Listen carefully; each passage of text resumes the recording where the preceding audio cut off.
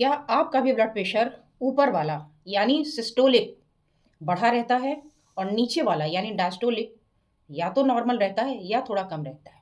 अगर ऐसा आपके साथ है तो ये कितना गंभीर संकेत है, ये क्यों होता है, कैसे हो जाता है, क्या क्या खतरे हो सकते हैं, किन चीज़ों की वजह से हो सकता है, या बॉडी में क्या प्रॉब्लम हो रही है और इसको कैसे मैनेज करेंगे, एक्यूप्रेशर इसमें कितना सहायक है, इन सब पर आज की इस वीडियो में मैं डिटेल चर्चा करने आई हूँ। तो आप इस वीडियो को लास्ट तक देखिए ताकि आपकी सारी क्वेरी समाप्त हो जाए और समस्या बढ़ने से पहले आपके हाथ में आ जाए और आप इसे कंट्रोल कर सकें। मैं हूँ डॉक्टर अर्चना और आप देख रहे हैं आपका अपना हेल्थ चैनल अर्चना दुबे एक्यूप्रेशर, जिसका उद्देश्य होता है 1 या 2 पॉइंट के माध्यम से आपकी सहायता की जाए, समस्या गंभीर हो तो उसके लिए अवेयर कर दिया जाए और या फिर लेक्चर किया जाए। और अगर प्रॉब्लम कॉम्प्लेक्स है, 1 या 2 पॉइंट से नहीं हो सकता, अवेयरनेस से नहीं हो सकता, लेक्चर से नहीं हो सकता, ऑनलाइन कंसल्टेशन फिर मैं उसके बाद किया करती हूँ। तो अगर आप ऑनलाइन कंसल्टेशन के इच्छुक हैं तो सामने नंबर है, यहाँ पे कर सकते हैं। अगर आप अवेयरनेस वगैरह के लिए इच्छुक हैं, लेक्चर्स वगैरह के लिए, तो हमारी प्लेलिस्ट में बहुत सारी वीडियोस पड़ी हुई हैं जो पहले ली गई हैं, तो आप जा करके वहाँ पर सर्च कर सकते हैं। अब मैं आती हूँ आज के वीडियो में और आगे बढ़ूँ उसके पहले आपको बताना चाहती हूँ कि जैसे ये चैनल है अर्चना दुबे एक्यूप्रेशर, इसमें मैं ट्रीटमेंट बताती हूँ। एक और चैनल है अर्चना दुबे हेल्थ लैब, जिसमें मैं क्या ऐसी हम मिस्टेक जाने अनजाने करते हैं जिसकी वजह से ऐसी समस्याएं आती हैं, उसके लिए मैं सेपरेट पूरा आपको बताती हूँ। तो आप वीडियो पर आगे बढ़ने से पहले दोनों चैनल को एक साथ सब्सक्राइब कर लें। वैसे फेसबुक में भी रहती हूँ मैं, इंस्टाग्राम पर भी इस तरीके की चीज़ें डालती हूँ, तो आप जहाँ भी चाहें वहाँ इस तरीके से फॉलो करके अपना लाभ उठा सकते हैं। अब आइए बात कर लेते हैं मेन प्रॉब्लम की। प्रॉब्लम क्या है? प्रॉब्लम है कि जो ब्लड प्रेशर होता है, अब लगे हाथ बता देती हूँ कि ब्लड प्रेशर क्या है। और इसमें दो वैल्यूज होती हैं, एक ऊपर एक नीचे की। आप किसी से भी पूछेंगे ब्लड प्रेशर कितना है तो बताएगा इतना और इतना, दो वैल्यू, यानी 120/80, 130/90, 140/100, ऐसा कुछ भी। तो दो वैल्यू हमेशा बताई जाएगी, एक होता है ऊपर वाला, एक नीचे वाला। ये ऊपर वाला क्या है, ये नीचे वाला क्या है? ऊपर वाले को बोलते हैं सिस्टोलिक और नीचे वाले को बोलते हैं डायस्टोलिक। जब कोई चीज काम करती है और उसे दूर तक काम करना होता है तो ताकत लगाना पड़ता है। इसी तरीके से आपका हार्ट है। हार्ट को पूरे शरीर में, ऊपर ब्रेन से लेकर के नीचे पैर के अंगूठे तक, पूरी जगह पे ब्लड पहुंचाना है। अगर इसमें पावर ना हो, ताकत ना हो, फोर्स ना हो, तो ब्लड कोने कोने तक जा नहीं पाएगा और आप प्रॉब्लम में आ जाएंगे। तो इसीलिए हार्ट के पास में, इनके वेसल्स के पास में अपना एक प्रेशर होता है। तो जिस समय ये प्रेशर से ब्लड को फेंकती है, वो होता है ऊपर वाला प्रेशर, जो डेफिनेटली ज़्यादा होगा क्योंकि पूरे ताकत से फेंक रही है। और जब ताकत लगा के फेंक दिया, उसके बाद जो पॉज लेता है, उस समय का जो कांस्टेंट प्रेशर बना रह जाता है, उसको हम बोलते हैं नीचे वाला प्रेशर, यानी डायस्टोलिक प्रेशर। तो जब आपका ऊपर वाला ब्लड प्रेशर ज़्यादा हो जाता है और नीचे वाला भी ज़्यादा होता है, तो वो एक अलग कंडीशन होती है। दोनों एक साथ ऊपर नीचे होते हैं, वो अलग कंडीशन है। कभी कभी कभी नीचे वाला ऊपर नीचे होता है और कभी कभी ऊपर वाला ऊपर नीचे होता है, नीचे का कांस्टेंट है। तो आज के इस वीडियो में मैं ऊपर वाले की बात करूंगी कि नीचे वाला नॉर्मल या थोड़ा कम है लेकिन ऊपर वाला ज़्यादा बड़ा रहता है। इसको टेक्निकल टर्म में हम बोलते हैं आइसोलेटेड, मतलब अलग, अकेला, आइसोलेटेड सिस्टोलिक हाइपरटेंशन। ये क्यों होता है? मैंने बताया कि जब सिकुड़ता है, जब आपके हार्ट के चैम्बर सिकुड़ेंगे तभी तो ब्लड आगे फेंकेगा ना। तो इसका मतलब है कि सिकुड़ने पर दबाव बहुत ज़्यादा बन रहा है लेकिन ढीला होने पर नॉर्मल रह रहा है। इसीलिए नीचे वाला आपका नॉर्मल है और ये वाला आपका ऊपर वाला ये बढ़ा हुआ है। अब ये समस्या आम तौर पर किसको होगी? तो ये समस्या उम्र के बढ़ने पर ज़्यादा देखी जाएगी। क्यों? क्योंकि आर्टरीज धीरे धीरे हार्ड होने लगती हैं, सख्त होने लगती हैं। तो पहला कारण क्या हो गया कि एजिंग हमारी, जिसकी वजह से ऐसा हो जाता है। दूसरा होता है कि ज़्यादा तनाव या एंजाइटी अगर लिया, प्रेशर में आप है तो भी ऐसा आपके साथ हो जाएगा। इसीलिए कहा जाता है कि अगर ये सारी समस्याएं आपके हैं तो थोड़ा सा आपको अपनी एंजाइटी और इन सब चीज़ों को मैनेज करना चाहिए। तीसरा होता है अगर आप अपने खाने में नमक की मात्रा ज़्यादा रखते हैं। कुछ लोग डायरेक्ट नमक कम खाते हैं, इनडायरेक्ट ज़्यादा खा लेते हैं। जैसे अचार है, बिस्किट है, नमकीन है, जो आपकी खाने की चीज़ें हैं, जो लंच और डिनर है, वो तो आपने नॉर्मल कर लिया, लेकिन इन चीज़ों में ज़्यादा हो जाता है। तो एक कारण इसका ये है। एक कारण है नींद अगर आपकी कम है तो भी उस पर प्रेशर पड़ेगा और ऐसा होगा। इसके अलावा अगर आपको थायराइड रहती है, थायराइड की समस्या है, तो भी ये चीज़ें आपको देखने मिलेंगी। अगर आपके शरीर में खून कम है यानी एनीमिया है तो भी ऐसा होगा, क्योंकि ब्लड को ज़्यादा प्रेशर लगाना पड़ेगा। और अगर हार्ट इटसेल्फ में कोई प्रॉब्लम है तो भी ये समस्या देखने को मिलती है। कभी कभी केवल घबराहट या केवल स्ट्रेस से भी आप देखेंगे कि अचानक ऊपर वाला आपका बढ़ गया और नीचे वाला सामान्य है। तो आधी समस्या तो स्ट्रेस से है, तो उसे आप नॉर्मली हैंडल कर सकते हैं। अब आइए कि इससे समस्या क्या हो सकती है। अगर ये लंबे समय तक बना रहे तो क्या हमें कोई प्रॉब्लम कर सकता है? हाँ, कर सकता है। क्या करेगा?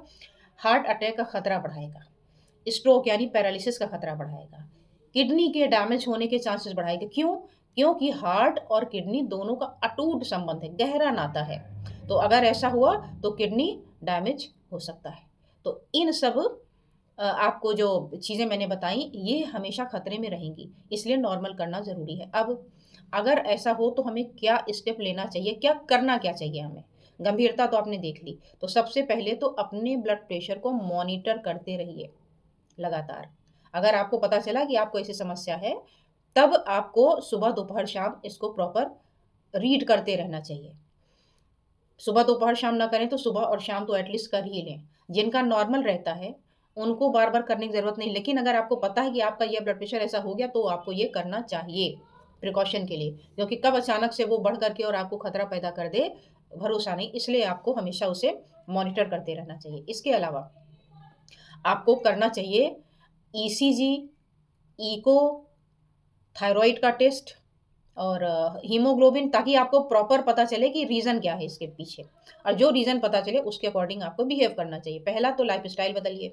अगर आपको ऐसा लगता है स्ट्रेस है, नींद कम है, तो कोशिश करिए उसको नॉर्मलाइज़ करने की। नमक की मात्रा मैंने कहा ज़्यादा है तो उसको कम कर लीजिए। वॉक करिए ताकि ब्लड सर्कुलेशन प्रॉपर बना रहे। नींद अच्छी कर लीजिए। मेडिटेशन वगैरह है, इन सब से भी आप अपना तनाव कम कर सकते हैं। योगा से कर सकते हैं, या जो भी ऐसी चीज़ें हैं आप बेटर जानते हैं जिससे तनाव आया है, उससे थोड़ी दूरी बनाएँ। इसके अलावा डाइट में वो सब्जियाँ कम लें जिनमें नमक ज़्यादा ही होता है, ख़ास तौर पर हरी सब्जियाँ। सब्जियाँ खानी हैं, फल खाने हैं, लेकिन चुनाव जो मैंने कहा वो ध्यान दीजिएगा और ऐसी सब्जियों का चयन करें जिसमें हीमोग्लोबिन थोड़ा ठीक-ठाक हो। अब अगर समय पर आपने इलाज कर लिया इसे, तो ये कंट्रोल हो जाएगा, घबराने की कोई बात नहीं होगी। लेकिन अगर आपने ऐसा नहीं किया तो खतरा आपके सिर पर मंडरा सकता है। क्या होगा और कैसे? अच्छा, अगर आप डॉक्टर के पास जाते हैं तो वो क्या प्लान करेंगे, कैसे कैसे इसको मॉनिटर करेंगे? तो देखिए, सबसे पहले तो मैं आपको ये रेकमेंड करूँगी कि जब भी ऐसी कोई प्रॉब्लम हो तो आपको किसी अच्छे हार्ट के डॉक्टर से कंसल्ट कर लेना चाहिए, अपनी मर्जी से नहीं। अब क्यों ऐसा करना चाहिए? इसलिए करना चाहिए ताकि आपको कारण का पता चले ना। अब जब आप डॉक्टर के पास जाएँगे, तो उन्होंने देखा कि हाँ, ये नॉर्मल वाला बीपी ऊपर-नीचे का चक्कर नहीं है, ये आइसोलेटेड सिस्टोलिक हाइपरटेंशन का मामला है, जिसे हम शॉर्ट में आईएसएच भी बोल सकते हैं। तो अब सबसे पहले कारण पता लगाया। अब अगर आपकी एज ज़्यादा है, पता चल गया कि आपकी आर्टरीज़ हार्ड होने की वजह से ऐसा हो रहा है, तो उसके हिसाब से वो ट्रीटमेंट प्लान करेंगे। लेकिन अगर आप यंग हैं, एडल्ट हैं, तनाव है, एंग्ज़ायटी है, थायरॉइड है, एनीमिया है, लाइफ़स्टाइल की वजह से है, तो इस हिसाब से वो मॉनिटरिंग करेंगे। अब अगर आपकी आपने अपने घर पे नॉर्मल ये सारी चीज़ें चेकअप कर लिया, ईसीजी है, इको है, ये सारा हो गया, थायरॉइड का फंक्शन देख लिया, haemoglobin, anaemia, kidney function test देख लिया, इसकी वजह से तो नहीं हो रहा है। तो इन सबको देखने के बाद अब बारी आएगी उनके ट्रीटमेंट प्लान की। अगर लाइफ़स्टाइल वाली है तो आधे से ज़्यादा पेशेंट तो ऐसे ही ठीक हो जाने अपनी लाइफ़स्टाइल ठीक करके। सॉल्ट कम से कम कितना होना चाहिए पूरे दिन भर में? 5 ग्राम।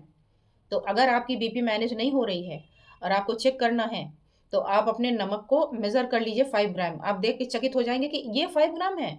अरे! हम तो इससे दुगना-तिगना खा रहे हैं। तो कभी मेज़र कर लीजिए। कभी-कभी कुछ चीज़ें बड़ी ज़रूरी होती हैं अपनी जानकारी के लिए, तो ये आप करके पता लगा सकते हैं और तब आप उसको बाँट लीजिए 2 पार्ट में। 5 ग्राम पर डे खाना है, तो 2 पार्ट में बाँट लीजिए सुबह-शाम। और अब ये जो बिस्किट, नमकीन ये वो है, अब उसको देखिएगा कि ये जो आप खा रहे थे, इससे कितना और ज़्यादा हो रहा था। तो आधी से ज़्यादा परेशानी तो आपको नमक वाले से ठीक हो जाएगी। अब इसके बाद आपको करना है वॉक, कम से कम 30 मिनट या कोई एक्सरसाइज़ कर लिया हल्का-फुल्का, जैसा आपका ऐज है, जैसी आपकी बॉडी की कैपेसिटी है उसके अकॉर्डिंग।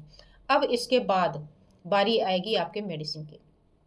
अब देखिए, इसमें मेडिसिन कैसे प्रिस्क्राइब की जाएगी? सबसे पहले तो सबसे ज़्यादा खतरा किसका है? लाइफ़स्टाइल गड़बड़ होने का। यानी आपका वाटर मेटाबॉलिज़्म और सॉल्ट इसका कुछ गड़बड़ हुआ होगा। तो ऐसी आपको दवाएँ दी जाएँगी जो आपके शरीर से पानी और नमक को बाहर निकाले, है ना? तो पहले लेवल की जो मेडिसिन होती है वो थायज़ाइड डायूरेटिक्स टाइप की होती हैं। तो ये ले करके पेशेंट अपना बॉडी का एक्स्ट्रा सॉल्ट, एक्स्ट्रा वाटर निकाल देता है, तो बीपी नीचे आ जाता है, प्रेशर कम पड़ता है। दूसरा, सेकंड नंबर पे दी जाती है कैल्शियम चैनल ब्लॉकर्स। ये कैल्शियम चैनल ब्लॉकर क्या करती है? ये आपकी आर्टरीज़ को रिलैक्स कर देती है। थोड़ा-सा लूज़ कर दिया तो उस पर प्रेशर कम पड़ेगा और आपका बीपी नॉर्मल आ जाएगा। तीसरा देते हैं वो एस इन्हिबिटर्स। ये एस इन्हिबिटर्स उसको दी जाती है जिनको डायबिटीज़ और हार्ट की प्रॉब्लम बीपी की वजह से हुई है या इसकी वजह से उनका बीपी ऊपर-नीचे हुआ है। अब इसमें सवाल ये उठेगा कि क्या बीटा ब्लॉकर लेके ठीक कर लें? नहीं, बीटा ब्लॉकर आपको लास्ट में दी जा रही, पहले नहीं दी जा रही, क्योंकि ये इनडायरेक्टली तो अफ़ेक्ट करेगी, डायरेक्टली अफ़ेक्ट नहीं करेगी। तो ज़रूरी नहीं है कि ये प्रॉपर काम करे, ये तो जब आप डॉक्टर के पास जाएँगे, अपनी सारी हिस्ट्री ज्योग्राफी बताएँगे, तब जा कर के वो आपको डायग्नोज़ करके तब ये सारी चीज़ें देंगे। इसके अलावा कॉम्बिनेशन भी दे सकते हैं। ज़रूरी नहीं कि एक ही मेडिसिन से सारी चीज़ें सॉर्ट आउट हो जाएँ। आपको मोर देन 1 भी मेडिसिन लेनी पड़ सकती है। अब आइए कि टारगेट ब्लड प्रेशर हमारा क्या हो? कुछ लोगों की धारणा है कि 120/80 ही हो। 120/80 जो नॉर्मल ब्लड प्रेशर कहा जाता है, वो कहा जाता है एक 25 साल का स्वस्थ व्यक्ति जिसकी हाइट 5 फीट प्लस हो, मेल की, उसका ये नॉर्मल पैरामीटर बनाया गया है मेडिकल में। अब आपकी एज अगर 50 साल है, आपकी एज अगर 70 साल है, आप मेल हैं, फीमेल हैं, आपका वर्क प्रोफाइल क्या है, उसके आधार पे ये आगे-पीछे होता है। लेकिन लोगों ने ये धारणा बना ली है कि बस 120/80 होनी चाहिए, तो ऐसा नहीं है। टारगेट बीपी आपको क्या रखना है? ज़्यादातर पेशेंट में 130, 140 अगर है, अब छोटे बच्चे को तो ब्लड प्रेशर होगा नहीं, ये 20 साल के बच्चे को अगर हो रहा है तो फिर क्या करें? तो ज़ाहिर-सी बात है ये एडल्ट की बात हो रही। तो 130 रहे बढ़िया है, अगर 140 भी हो गया, 50 साल, 60 साल एज है, तो बहुत ज़्यादा पैनिक करने की ज़रूरत नहीं। लेकिन अगर यही एज हो गई 80 साल, तो इसमें 140, 150 भी अगर ये आ रहा है, तो ये बहुत परेशान होने वाली बात नहीं है, बशर्ते कि उस पर पूरी मॉनिटरिंग करी जाए कि वो चक्कर खा करके या कहीं गिरने का कोई खतरा अगर नहीं है, नॉर्मल फ़ील कर रहे हैं, तो इसका मतलब वो नॉर्मल है। क्यों नॉर्मल है? क्योंकि आर्टरीज़ उनकी सख्त हो रही हैं, इसलिए ऐसा हो रहा है। अच्छा, कुछ यंगस्टर में बीपी ज़बरदस्ती का होता है। पानी नहीं पी रहे हैं, सॉल्ट इंटेक ज़्यादा है, बाहर की चीज़ें खा रहे हैं, तो वो तो ऐसे ही आराम से ठीक हो जाता है। अब इसके लिए सलाह एक और भी है कि आप अपने डॉक्टर मत बन जाइए कि ये जो मैंने बताया, ये इसीलिए बताया है कि जब आप डॉक्टर के पास जाते हैं तो वो प्रॉपर चेकअप करके समझ के तब आपका प्रिस्क्रिप्शन प्लान करते हैं। अब अगर बात की जाए एक्यूप्रेशर की कि एक्यूप्रेशर क्या हेल्प करेगा, तो एक्यूप्रेशर में आपके बीटा ब्लॉकर्स की टेंडेंसी वाली यानी क्वालिटी वाली भी मेडिसिन है, कैल्शियम चैनल ब्लॉकर वाली भी हैं और डायूरेटिक्स वाली भी हैं। आपको कौन-सी चाहिए वो लक्षण के आधार पे दिया जाता है। कभी 1 दिया जाता है पॉइंट, कभी मोर देन 1 दिया जाता है, कभी पूरा उसका सेट ऑफ प्रोटोकॉल होता है। तो एक-एक छोटा अगर प्रॉब्लम छोटा है, थोड़ा-सा है, तो उसके लिए हमारे जो हार्ट की प्लेलिस्ट है, उस पर आप चले जाइए। ओल्ड डिजीज़ेज़ वाले प्लेलिस्ट में चले जाइए, तो उसमें बीपी का डाययूरेटिक्स पॉइंट मिल जाएगा, आपको एंजियोटेंसिन वाला मिल जाएगा, आपको बीटा ब्लॉकर वाला मिल जाएगा, एस इन्हिबिटर का मिल जाएगा। लेकिन मैं फिर से कहूँगी कि सिंगल पॉइंट हो सकता है आपको बहुत काम ना करे कभी-कभी, हो सकता है कर भी जाए। तो अगर ना करे तो आप प्रॉपर कंसल्टेशन करके ही ट्रीटमेंट लें तो ज़्यादा बेटर होगा। तो ये तो रही आज की बीपी की बातें। आप कमेंट करके बताइएगा कि आपको ये जो मैंने आज का नॉलेज बताया ये आपको कैसा लग रहा है? अगर आपको अच्छा लग रहा है तो इस चैनल को पहले तो सब्सक्राइब किया ही होगा। फिर से कहूँगी कि इसे सब्सक्राइब करके सहेज के रख लें और लोगों को ज़्यादा से ज़्यादा शेयर करें, कि लोग इसको हल्के में ले लेते हैं। इसको गंभीर नहीं लेते कि नीचे वाला तो नॉर्मल ही है ना, ऊपर का ही तो बढ़ रहा है। नहीं, ये आपको खतरे में डाल देगा। तो ज़्यादा से ज़्यादा अपने बुज़ुर्गों को या ऐसे लोग जिनमें बीपी की टेंडेंसी रहती है उनको भेजें, ताकि वो भी इसको सुनें, समझें और समझ करके अपनी लाइफ़ को बचा कर रखें। और पसंद आई हो तो इसे लाइक करते चलें और कमेंट आपको ज़रूर करना है इसके लिए कि ये कैसा आपको लग रहा है। और फिर मिलती हूँ अगले किसी और विषय पर और आज बस इतना ही। धन्यवाद, नमस्कार।